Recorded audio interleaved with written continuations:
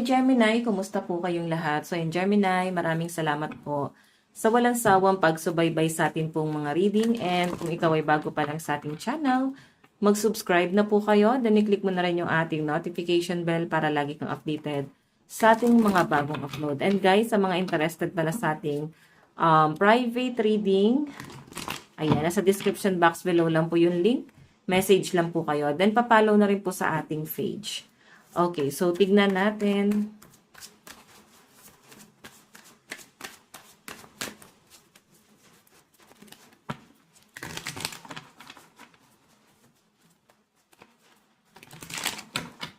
Ganap sa inyo ngayong fourth quarter ng taong 2025.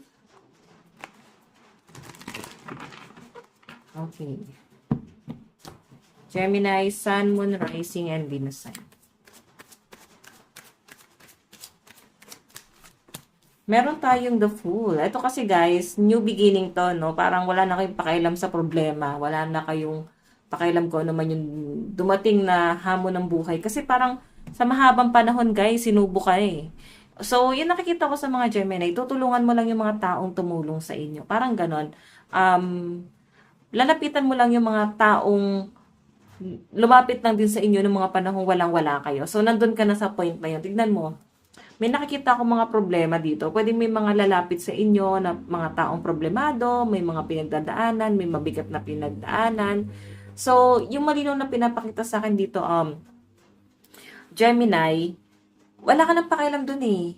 Wala ka nang pakialam sa issue ng iba, wala ka nang pakialam sa drama. So, yung malinaw na pinapakita lang sa akin dito, guys, etong the Fool, parang new beginning. Okay? Parang namanhid ka na sa problema. Siguro sanay na kayo, guys. Alam mo na kung paano siya kukontrolin yung problema. Alam mo na kung paano yung magiging emosyon mo sa kabila ng mga pinagdaanan mo noon hanggang ngayon. So, I think wala ka nang pakialam kasi kaya mo nang i-handle yung emosyon mo depende sa problema. Pero nakikita ko guys, marunong kang magdala ng problema dito. Kasi dito sa pinapakita sa akin guys, parang nawalan ka na ng emosyon pagdating dyan. Tignan pa natin. Okay. Gemini, Sun, Moon, Rising, and Venus sign. Gemini, Sun, Moon, Rising, and Venus sign.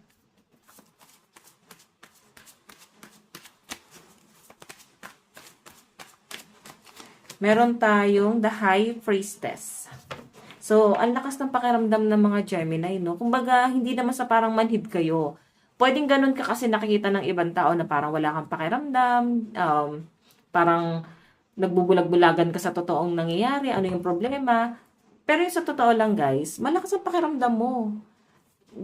Observant ka lang talaga, no? Yung pinapakita sa akin dito. Iniingatan mo lang talaga yung mga bagay na pinaghirapan mo. Ayaw mo na siyang basta-basta na lang, guys, mawawala sa inyo. Kasi pinaghirapan mo to eh. Fruit of flavor mo to. So, I think iniipon mo siya, pinapaikot mo siya. Ganun yung pinapakita sa akin dito. Okay? Pinapaikot mo yung pera mo. Tignan pa natin, guys.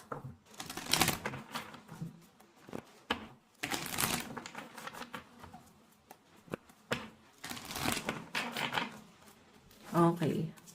Gemini, Sun, Moon, Rising, and Venus sign.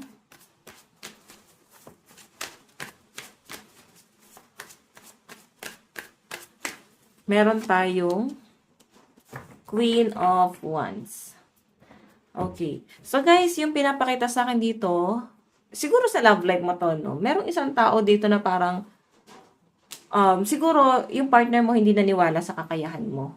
Okay, may tampuhan kayo dito pero parang wala ka ng pakialam. Kumbaga, pinakita mo na sa kanya at parang desidido ka na, no? Na parang ready ka nang i-let go itong taong to. Siguro nakita mo na wala naman siya magagawa sa inyo, no? Wala naman siya magiging pakinabang. Parang ganon. Kasi nung panahong walang-wala ka, siguro, Gemini, parang hindi siya naniwala sa inyo. Nung panahong meron siya tapos ikaw yung walang-wala. Grabe yung panlalait, grabe yung mga panunumbat na ginagawa sa inyo. Tiniis mo na lang lahat yon guys, no? Okay? So, until now, parang tinitiis pa rin to ng mga Gemini. Pero, nawalan ka na ng pakialam, then I think, nilalet go mo na tong taong to. Oo. Tingnan natin.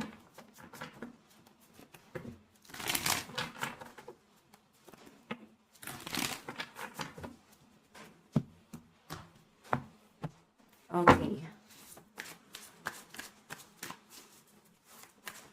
Gemini, Sun, Moon, Rising, and Venus sign. Meron tayong the Star. Mataas pa ang pangarap ng mga Gemini. Kumbaga, nakukulangan ka pa. Nakikita ko rin sa mga Gemini about sa family. Ngayon, gusto mo nang tulungan yung pamilya mo. Kumbaga, inuuna mo muna sila bago yung sarili mo. Ayan o. Tinutulungan mo muna yung pamilya mo na maabot siguro nila yung pangarap nila. Kasi siguro broken family kayo, Gemini, kaya parang kayo-kayo muna nagtutulong-tulungan dito, no? Nakikita ko lang din guys sa mga Gemini na parang takot kayong mag-commit agad, no? Takot ba kayo sa commitment?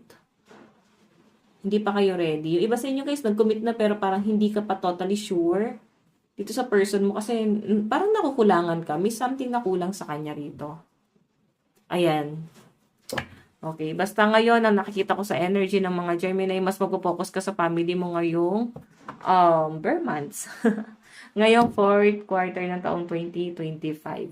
So, titignan pa natin. Gemini, Sun, Moon, Rising, and Venus sign. So, by the way guys, maganda pa rin na alam niyo ang inyong Sun, Moon, Rising, and Venus sign para sa iba pang guidance, okay? Meron tayong Queen of Swords. Okay, so yung pinapakita sa akin dito, Gemini, meron ka sinusunod dito na payo ng isang tao. Pwedeng malapit sa inyo, pwedeng kapatid mo or magulang mo. Basta may nagpapayo sa inyo dito guys na pinapakinggan mo yung advice itong taong to. Okay, nakikinig ka sa kanya kasi nakikita mo na parang alam niya yung gagawin, no? Napagdaanan niya na to. Ganun yung pinapakita sa akin. Medyo may mga regret ka lang dito kasi hindi mo pinapahalata sa kanya, Gemini, na interested ka kung ano man yung ina-advise niya sa inyo. Pero, ina-absorb mo yon. Kagaya nga nasabi ko, guys, ina-obserbahan mo lang din siya. Okay? Kahit sino. Observant ka. Okay? Parang hindi ka nagmamadali kasi pinapakiramdaman mo, fit ba sa akin yung bagay na yun? Baka hindi naman. So, ganun eh. Okay? Pero, parang ina-absorb mo yon guys. Tignan pa natin, meron tayong, di ba? Ito pa rin yung lumabas. May mga regret yung mga Gemini dito. May mga pinagsisihan ka rin sa kabilang banda, parang ganyan.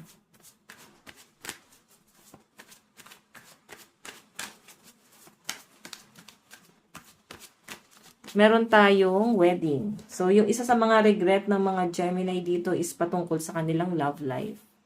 Okay, siguro, tinanggap na nung iba sa inyo Gemini na baka hindi pa ito yung parang tamang panahon para sa pagpapakasal or kung sa love life mo guys, pwedeng nakikita mo siya na kaya ayaw mo pa, no? Kaya hindi ka pa ready mag-commit kasi hindi mo siya nakikita na parang may plano ba siya para sa pamilya nyo. Nakikita mo naman nag-e-effort siya, may ginagawa siya Gemini.